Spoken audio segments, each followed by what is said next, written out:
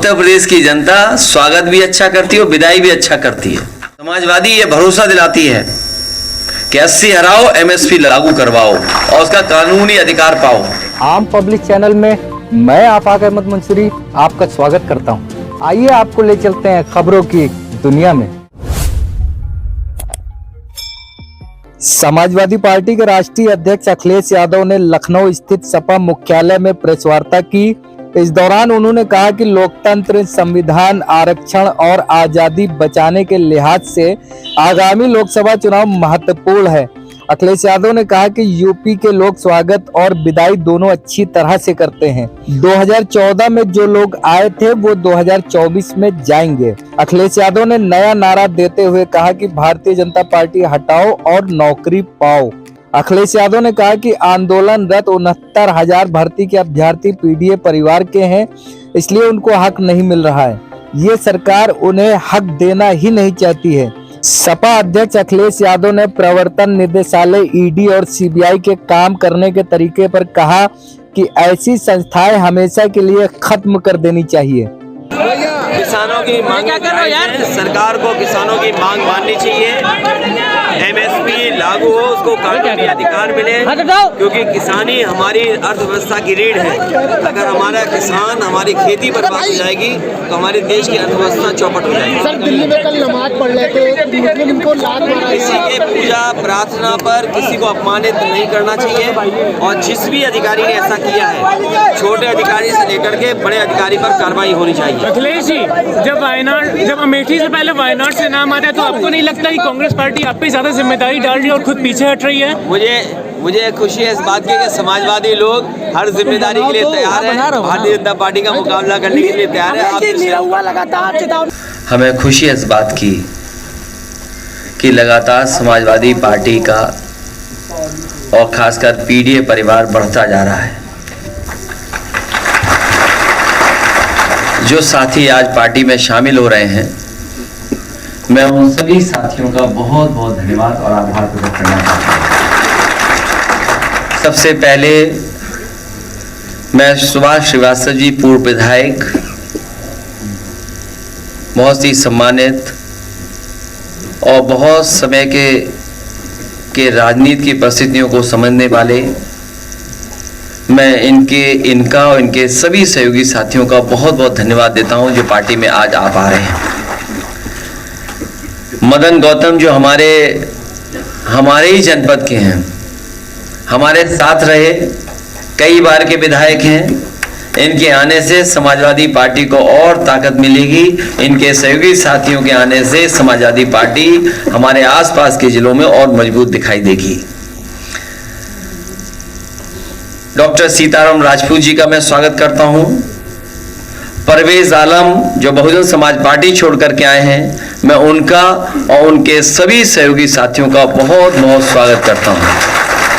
इलियास अंसारी साहब, जिन्हें हम मना लेते तो शायद हमारे साथ ही रहते,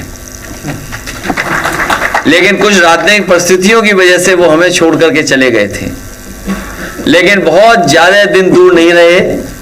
आज पुणे समाजवादी पार्टी में और इस आंदोलन की मदद करने के लिए आए, मैं उनका भी बहुत बहुत स्वागत करता हूं और हमें उम्मीद है कि वो और उनके सभी सहयोगी साथी मिलकर के समाजवादी पार्टी की मदद करने का काम करेंगे। मुझे खुशी है इस बात की कि बहुत सारे साथी ये चाहते थे कि सुबोध यादव समाजवादी पार्टी में शामिल हो जाएं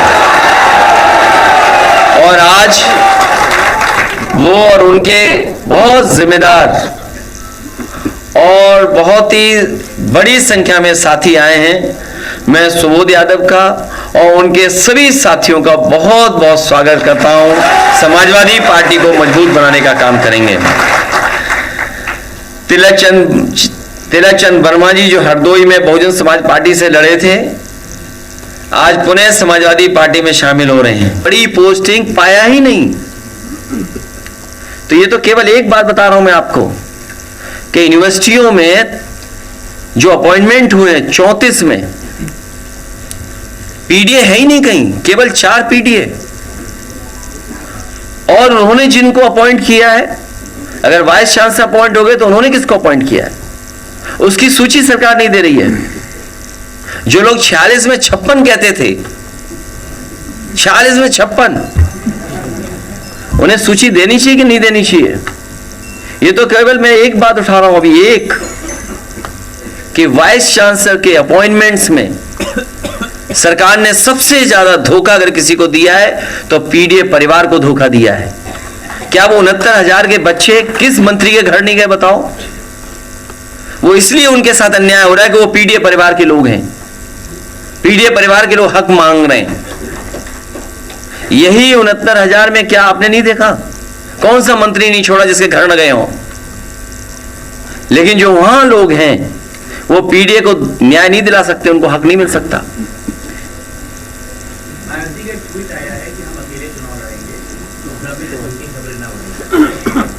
मैं उनको बहुत धन्यवाद देता हूं।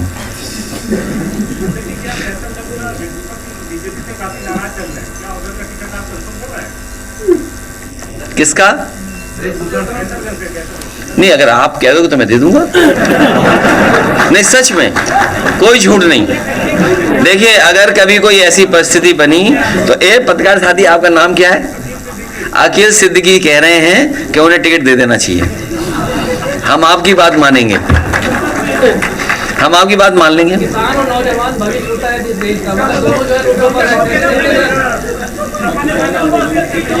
भाई हमें टिकट का कैसे बता दूं? अभी ये कांग्रेस वाले पूछे, आप बीजेपी की पूछो, मैं क्यों तय करूंगा टिकट किसी दूसरी पार्टी का? नहीं, मेरे संपर्क में कोई नहीं है, बाद में लड़ी जाएगी। अभी बना नहीं है।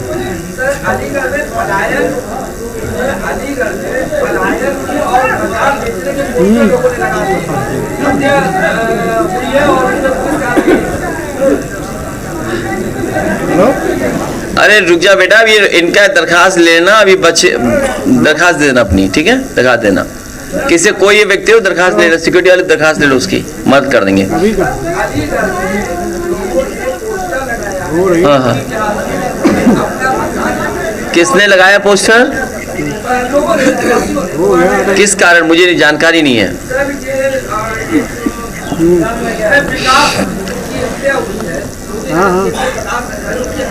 ये हमें जानते होंगे, हमारे कुछ अलीगढ़ के लोग बैठे हैं, वो जानते होंगे बात को। पैसे नहीं मेरे पास। पुलिस कहाँ कार्रवाई कर रही है? पैसा दे दो कार्रवाई कर देगी पुलिस। ये कोई नई बात बता रहे हो क्या आप ये बताइए, बलिया में अंबिका चौधरी जी बैठे हैं यहाँ पर, एक व्यापारी ने लाइव अपनी जान दे दी, याद है आपको? कुछ सूदखोरों से उसने पैसा लिया था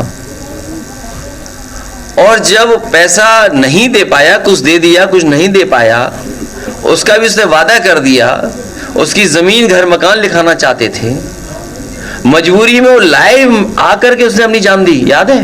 हाँ, जबरदस्ती लिखवाया, उसके घर मकान ले लिया, जिसके कारण उसे अपनी जान देनी पड़ गई। अभी इलाहाबाद में मैंने सुना है, इलाहाबाद की घटना है, एक यादव परिवार जिसने कुछ पैसा लिया था, पैसा वापस कर दिया, कुछ बचा था उस पर इतना इंटरेस्ट लगा दिया, इतना इंटरेस्ट लगा दिया और इतना अपमानित किया, वो घर जाकर के उसने फांसी लगा ली। और थाना और पुलिस मदद उसकी कर रहा जो हत्यारा है, जिसकी वजह से हत्या हुई है। तो ये कोई नई बात बता रहे हो आप? पूरी पुलिस पैसा ले रही है, ये बात मुझे बोलना चाहिए। इतना करप्ट, इतनी करप्ट पुलिस कभी नहीं हुई होगी और इतना करप्शन उत्तर प्रदेश में कभी नहीं हुआ होगा जितना भारतीय जनता पार्टी की सरकार में चल रहा है। क्या आप कल्पना कर सकते हैं लखनऊ में सड़क में कितना गहरा गड्ढा हो गया था? बताइए आप तो देखने गए होंगे, कितना कितना है? नहीं, कितना गहरा गड्ढा था? वो तो गाड़ी बच गई, उसने ब्रेक टाइम से लगा लिए। नहीं, वो गाड़ी यूं लटकी हुई थी, याद कीजिए आप। हाँ? और आप सोचिए, एक अखबार ने लिखा अंग्रेजी में, हाँ शायद मुख्यमंत्री जी अंग्रेजी नहीं पढ़ते होंगे, उस अखबार ने लिखा कि sinking roads indicates stinking corruption. सोचिए आप, एक अंग्रेजी अखबार प्रतिष्ठित लखनऊ का लिख रहा है कि इसलिए हो रहा है क्योंकि भ्रष्टाचार है। अब मुख्यमंत्री जी ने नहीं पढ़ा होगा क्योंकि उन्हें नौकरी रोजगार कब मिलेगी, जो एमएसपी के लिए लड़ रहे हैं किसान, क्या सरकार एमएसपी लागू करेगी? समाजवादी ये भरोसा दिलाती है कि 80 हराओ, एमएसपी लागू करवाओ और उसका कानूनी अधिकार पाओ। सर, एमएलसी चुनाव होने वाले हैं, क्या कैंडिडेट्स में भी पीडीए की झलक दिखेगी? पीडीए की झलक अगले 50 साल तक दिखेगी आपको।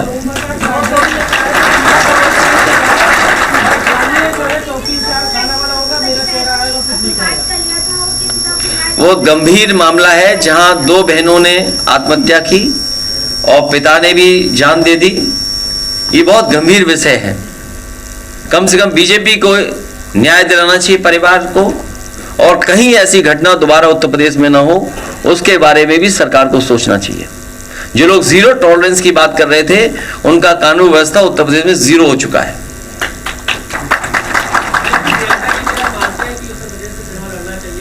किसको? मैं तो चाहता हूं आप भी कोई सभासद का चुनाव लड़ लो। अब चुनाव सभासद के है ही नहीं तो क्या करें हम, बताओ। ये कोई बात हुई? अरे किसी लीडर और पॉलिटिकल पार्टी तय करेगी, हम क्यों तय करेंगे? अब हम कहेंगे मुख्यमंत्री जी को चुनाव लड़ना चाहिए, ये कोई बात हुई? अब मुख्यमंत्री जी अगर लड़ना चाहे तो बताओ। नहीं, कोई क्षेत्र नहीं ना इनमें बनाया नहीं इन्होंने कोई। मुझे जिला नहीं पता ना, मैं विचार कर सकता हूँ इनके पर। कौन जिले के हो आप? लखनऊ? नहीं, रविदास जी हैं, अब आपको मौका नहीं मिलेगा। रिजर्व सीट है, मोहनलाल कैसे दे दूंगा?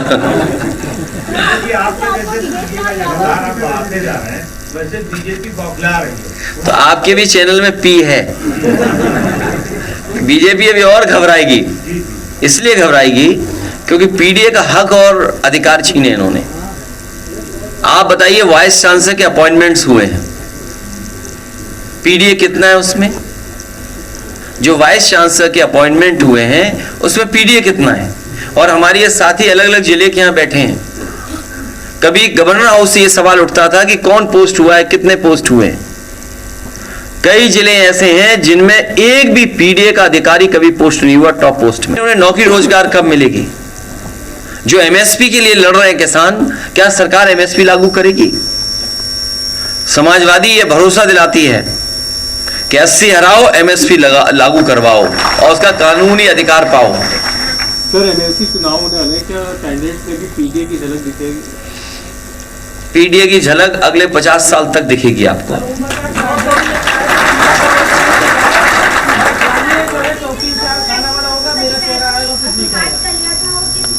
वो गंभीर मामला है जहां 2 बहनों ने आत्महत्या की और पिता ने भी जान दे दी। ये बहुत गंभीर विषय है। कम से कम बीजेपी को न्याय दिलाना चाहिए परिवार को, और कहीं ऐसी घटना दोबारा उत्तर प्रदेश में ना हो, उसके बारे में भी सरकार को सोचना चाहिए। जो लोग जीरो टॉलरेंस की बात कर रहे थे, उनका कानून व्यवस्था उत्तर प्रदेश में जीरो हो चुका है।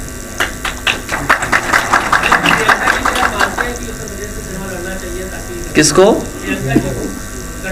मैं तो चाहता हूं आप भी कोई सभासद का चुनाव लड़ लो। अब चुनाव सभासद के है ही नहीं तो क्या करें हम, बताओ। ये कोई बात हुई? अरे किसी लीडर और पॉलिटिकल पार्टी तय करेगी, हम क्यों तय करेंगे? अब हम कहेंगे मुख्यमंत्री जी को चुनाव लड़ना चाहिए, ये कोई बात हुई? अब मुख्यमंत्री जी अगर लड़ना चाहे तो बताओ। नहीं, कोई क्षेत्र नहीं ना इनमें बनाया नहीं इन्होंने कोई। मुझे जिला नहीं पता ना, मैं विचार कर सकता हूँ इनके पर। कौन जिले के हो आप? लखनऊ? नहीं, रविदास जी हैं, अब आपको मौका नहीं मिलेगा। रिजर्व सीट है, मोहनलाल कैसे दे दूंगा?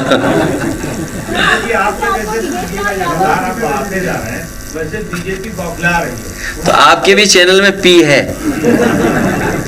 बीजेपी अभी और घबराएगी, इसलिए घबराएगी क्योंकि पीडीए का हक और अधिकार छीने इन्होंने। आप बताइए, वाइस चांसलर के अपॉइंटमेंट्स हुए हैं, पीडीए कितना है उसमें? जो वाइस चांसलर के अपॉइंटमेंट हुए हैं उसमें पीडीए कितना है? और हमारे ये साथी अलग अलग जिले के यहाँ बैठे हैं। कभी गवर्नर हाउस से ये सवाल उठता था कि कौन पोस्ट हुआ है, कितने पोस्ट हुए हैं। कई जिले ऐसे हैं जिनमें एक भी पीडीए का अधिकारी कभी पोस्ट नहीं हुआ टॉप पोस्ट में। मैंने आपसे क्या कहा? उत्तर प्रदेश की जनता स्वागत भी अच्छा करती है और विदाई भी अच्छा करती है। राहुल गांधी के वायनाड चुनाव लड़ने को बीजेपी ने कहा है कि उनको माइनॉरिटीज पसंद है, इसलिए वायनाड जा रहे हैं और अमेठी आने से डर रहे हैं। और मैं तो ये कहता हूं माइनॉरिटीज सबको पसंद करना चाहिए। जो कमजोर हो, जिसके साथ अन्याय हो रहा हो, उसके साथ खड़ा होना चाहिए सबको। और प्रेस के साथियों, आपको भी खड़ा होना चाहिए। कल आप कमजोर होगे तो आपके साथ कौन खड़ा होगा? जब आपके लोग जेल जाते हैं तो समाजवादी लोग खड़े होते हैं आपके साथ। आप भी हम लोगों के साथ खड़े होइए। अध्यक्ष जी, गृहमंत्री का बयान आया है कि चुनाव से पहले आचार संहिता लगने से पहले देश में ये लागू होकर रहेगा, क्या कहेंगे? आचार संहिता तब मैं मानूंगा लागू हो गई जब डीजीपी हट जाएंगे, पुलिस के अधिकारी हट जाएंगे। पहले तो आचार संहिता लगती थी, उसके बाद अक्सर जो अधिकारी बहुत दिनों से जमे रहते थे उनको हटाया जाता था। देखते हैं ये सरकार कितने अधिकारियों को हटाती है।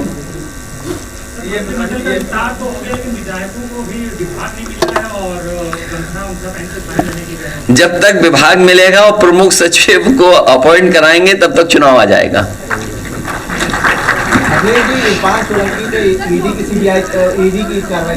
देखिए, जितने भी ये सीबीआई, ईडी, इनकम टैक्स जानबूझ करके सरकार भेजती है जिससे लोग डर जाएं और घबरा जाएं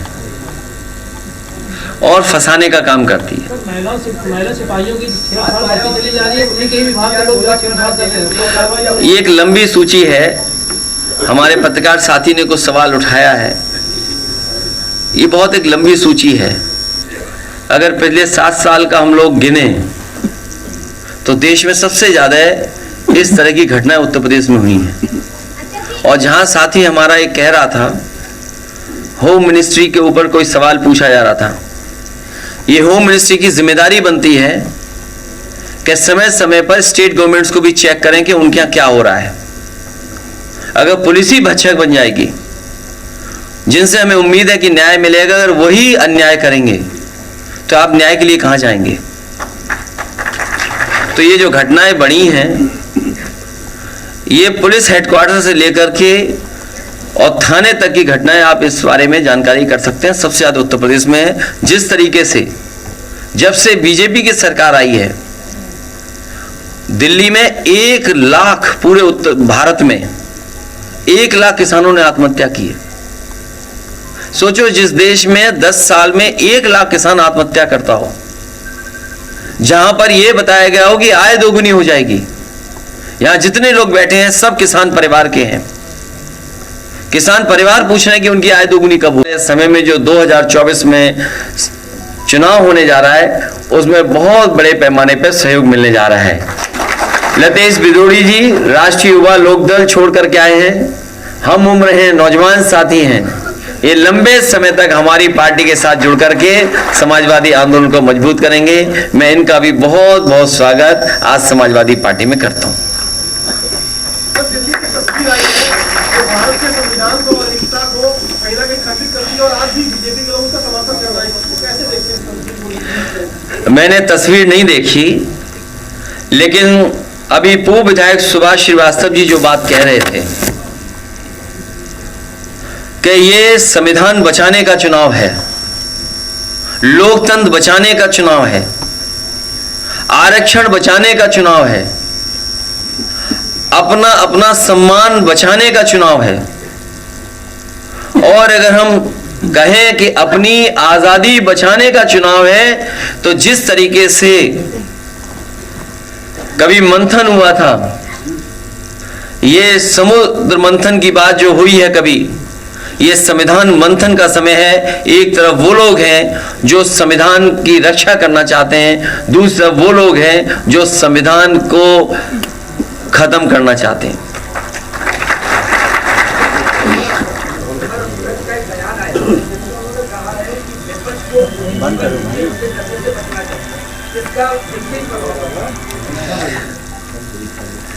उत्तर प्रदेश के लोग स्वागत भी अच्छा करते हैं और उत्तर प्रदेश के लोग जब विदाई करेंगे वो भी बड़ी अच्छी करेंगे। जो लोग 14 में आए थे वो 24 में जाने वाले हैं, और 10 साल हिटलर का ही समय था। 10 साल से ज्यादा वो नहीं रह पाया वहां पर, तो 10 साल तो इनका भी पूरा हो गया।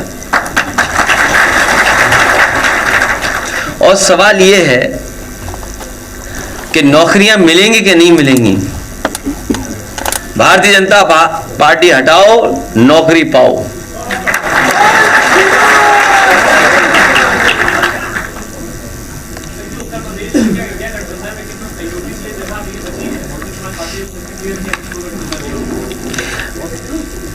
जिसका दाना उसका गाना। प्रेस के लोग आप भी बचिए। अगर आपने हमारे चैनल को सब्सक्राइब नहीं किया है तो आम पब्लिक चैनल को सब्सक्राइब कीजिए और हाँ, बेल आइकन जरूर दबाइए।